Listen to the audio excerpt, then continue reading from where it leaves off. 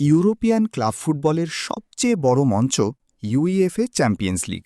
আর এই টুর্নামেন্টের সেমিফাইনালে এবারও দেখা যাচ্ছে দক্ষিণ আমেরিকার দুই ফুটবল শক্তি আর্জেন্টিনা ও ব্রাজিলের তারকাদের দাপট। চলুন দেখে নেওয়া যাক সেমিফাইনালে থাকা দলগুলোতে কোন কোন আর্জেন্টাইন ফুটবলার খেলছেন। আর্জেন্টিনা থেকে সেমিফাইনালে আছেন মোট ৪ জন ফুটবলার। তারা হলেন Julian Alvarez, Lautaro Martinez, Enzo Fernandez, Nicolas Otamendi. এই ৪ জনই তাদের ক্লাবের গুরুত্বপূর্ণ খেলোয়াড় হিসাবে সেমিফাইনালের পথে বড় ভূমিকা রেখেছেন। বিশেষ করে ফরওয়ার্ড লাইনে আর্জেন্টিনার গোলমেশিনদের পারফরমেন্স নজর কেড়েছে ফুটবল ভক্তদের। এবার আসা যাক ব্রাজিলের ফুটবলারদের দিকে। সেমিফাইনালে ব্রাজিল থেকে আছেন মোট ৫ জন ফুটবলার। তারা হলেন Vinicius Junior, Rodrigo, Raphinha, Marquinhos, Gabriel Martinelli. Brazilian তারকারা বিশেষ করে আক্রমণভাগে দারুণ গতি ও স্কিল দিয়ে ইউরোপের ক্লাব ফুটবলে নিজেদের প্রভাব দেখিয়ে চলেছেন।